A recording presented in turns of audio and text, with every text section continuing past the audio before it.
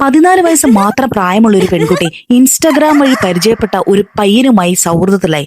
ദിവസേനയുള്ള ചാറ്റിങ്ങും phone വിളിയുമായി അവരുടെ സൗഹൃദം വളർന്ന് പ്രണയത്തിലേക്ക് എത്തുകയും ചെയ്തു. അവനാണെങ്കിൽ ഇവൾക്ക് ഇഷ്ടമുള്ള പല സാധനങ്ങളും അവൾക്ക് സർപ്രൈസായി ഗിഫ്റ്റായി അയക്കാനും തുടങ്ങി.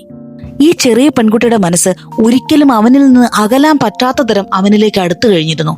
അവളുടെ പേരൻസ് അവൾക്കുണ്ടായ ഈ മാറ്റങ്ങളൊക്കെ ശ്രദ്ധിക്കാൻ തുടങ്ങിയിരുന്നു. അവർ പലപ്പോഴായി ഇവളെ വഴക്ക് പറയുകയും ഉപദേശിക്കാൻ ശ്രമിക്കുകയും ചെയ്തു. പക്ഷെ അതൊന്നും ഇവളുടെ ചെവിയിലേക്ക് എത്തിയില്ല. അവന്റെ സമാധാനപ്പെടുത്തലിലും കെയറിങ്ങിലും വീണുപോയ ഈ പെൺകുട്ടി അവനുമായി കൂടിക്കാഴ്ച നടത്താൻ തീരുമാനിച്ചു. പക്ഷെ അവളുടെ ഈ പ്ലാനിങ് എല്ലാം അവളുടെ പേരൻസ് ശ്രദ്ധിക്കുന്നുണ്ടായിരുന്നു. എത്ര പറഞ്ഞിട്ടും അവൾക്ക് മനസ്സിലാകുന്നില്ലെന്ന് കണ്ട പേരൻസ് അവളോടൊരു കള്ളം പറഞ്ഞ് ഒരു യാത്ര പോകുകയാണെന്ന് പറഞ്ഞ് ആ വീട്ടിൽ നിന്നും പുറത്തിറങ്ങി. മാതാപിതാക്കൾ പുറത്തുപോയ ദിവസം തന്നെ അവൾ കാമുകനെ വീട്ടിലേക്ക് ക്ഷണിച്ചു. കോളിംഗ് ബെൽ അടിക്കുന്ന കേട്ട് കണ്ണാടിയുടെ മുമ്പിൽ നിന്ന് തന്നെ ഒന്ന് നോക്കിയ ശേഷം അവൾ സന്തോഷത്തോടെ പുറത്തേക്ക് ഡോറ് തുറക്കാനായി ഓടി.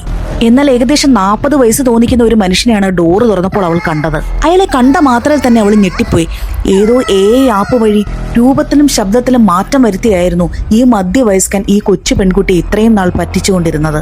പക്ഷെ ടൂർ പോവുകയാണെന്ന് പറഞ്ഞ അവളുടെ പേരൻസ് ഇതെല്ലാം ഒളിഞ്ഞു നിന്ന് കാണുകയും അയാളെ വന്ന് തട്ടി വിളിക്കുകയും ചെയ്തു.